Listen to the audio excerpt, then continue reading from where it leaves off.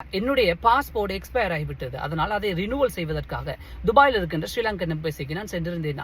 Embassy போவதற்கு முன்பு துபாயில் இருக்கின்ற என்னுடைய நண்பர்கள் மற்றும் இன்டர்நெட்டில் பாஸ்போர்ட்டை ரினியூவல் செய்கின்ற போது எவ்வளவு காசு கட்ட வேண்டும், என்னென்ன டாக்குமெண்ட்ஸ் எல்லாம் கொடுக்க வேண்டும் போன்ற தகவல்களை பெற்று தான் நான் சென்றிருந்தேன். அதில் எனக்கு குறிப்பாக சொல்லப்பட்ட விடயம் என்னவென்றால் 6 மாதம் வெளியீடான ஒரு பிறப்பு சான்றிதழ் வேண்டும்.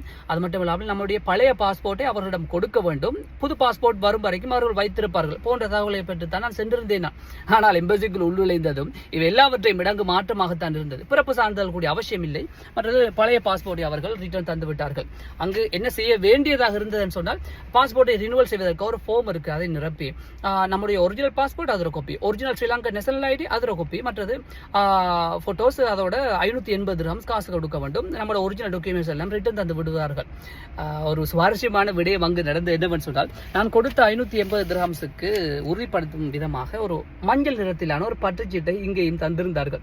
இதை பார்த்தபோது ஸ்ரீலங்காவில் இருந்த நேரம் அரசு அலுவலகத்துக்கு சென்ற ஞாபகங்களை மீட்டி தந்தது. சரி, ஒரு பக்கம் இருக்கட்டுமே. என்னுடைய பாஸ்போர்ட் வரும் 3ஆம் மாதம் 11ஆம் தேதி நிறைவடைகிறது. உண்மையாக சொல்ல போனால் 2 மாதம் இருக்கிறது இல்லையா? உண்மையாக சொல்ல போனால் பாஸ்போர்ட் ரினியூவலுக்கு ஒரு ரினியூவல் செய்ய வேண்டும் சொன்னால் ஒரு 6 மாதத்துக்கு முன்பு அதோட ப்ரோசஸை ஸ்டார்ட் பண்ண வேண்டும். என்றாலும் 3ஆம் மாதம் 11ஆம் தேதிக்கு முன்பு நாட்டுக்கு செல்லலாம். நாட்டுக்கு சென்று 1 day சர்வீஸ் மூலமாக, பாஸ்போர்ட் சர்வீஸ் மூலமாக பாஸ்போர்ட் எடுக்கலாம் என்று எண்ணித்தான் நான் இருந்திருந்தேன். என்றாலும் நோன்பு பிறநாளைக்கு தான் ஊருக்கு போக வேண்டிய தேவை இருப்பதால் என்ன செய்வது என்ற நோக்கத்தில் நான் அப்ளை பண்ணியிருந்தேன். நான் அது மட்டும் இல்லாமல் இப்போது நான் நாட்டுக்கு போவதற்கு முன்பு புதிய பாஸ்போர்ட் வராவிட்டால் என்ன செய்வது என்ற ஒரு கேள்வி இருக்கு இல்லையா? அந்த கேள்வியை நான் அவர்களிடம் கேட்டிருந்தேன். அவர் சொல்லியிருந்தார்கள், பாஸ்போர்ட் எக்ஸ்பயர் ஆகி இருந்தாலும் ஸ்ரீலங்கன் ஏர்லைன்ஸ் டிக்கெட் எடுத்துக்கொண்டு வித் எக்ஸ்பயர் ஆன பாஸ்போர்ட்டோட ஸ்ரீலங்காவுக்கு செல்ல முடியும் என்று சொல்லியிருந்தார்கள். எம்பசி வேலை முடிந்ததும் அதை மேலும் உறுதிப்படுத்த வேண்டும் என்பதற்காக துபாயில் புர்ஜுமான் என்ற ஏரியாவில் ஸ்ரீலங்கன் ஏர்லைன்ஸ் ஆஃபீஸ் இருக்கிறது. அங்கு சென்று அதை உறுதிப்படுத்தியும் கொண்டேன் நான்.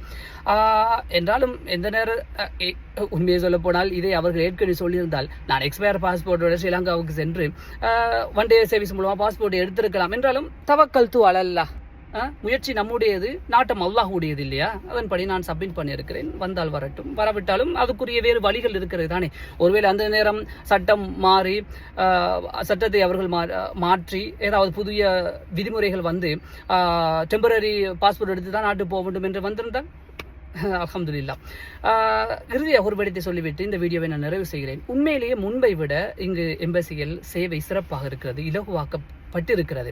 உண்மையிலே பாராட்டத்தக்க ஒரு விடயம், வாழ்த்துக்கள் கூட. அது மட்டும் இல்லாமல் ஒரே ஒரு விடயம் என்னவென்றால், நான் ஒரு 2 கிழமைக்கு முன்பு என்னுடைய இந்திய நாட்டு நண்பன் இருக்கிறது கர்நாடகா, அவனுடைய பாஸ்போர்ட்டை ரினியூவல் செய்வதற்காக நான் இந்தியன் எம்பசிக்கு அவனோட நான் சென்றிருந்தேன். வெறும் 4 நாட்களுக்குள் அவன் பாஸ்போர்ட்டை எடுத்து விட்டான். இன்னொரு பாகிஸ்தானி ஒருவர் வெறும் ஆகக்கூடிய ஒரு 14 நாட்களுக்குள் பாஸ்போர்ட்டை எடுத்து விட்டார். அந்த ஒரு சேவையும் ஸ்ரீலங்கா நமக்கு வந்தால் சிறப்பாக இருக்குமே என்று எண்ண தோன்றியது. இவ்வளவு பெரிய மாற்றங்கள் இலகுபடுத்தப்பட்டிருக்கிறது. இப்போது எதிர்காலத்தில் பாஸ்போர்ட்டை குயிக்க நடக்கக்கூடிய வசதியும் வரலாம். அல்ஹம்துலில்லாஹ். அது வரைக்கும் காத்து கொண்டு இருப்போம்.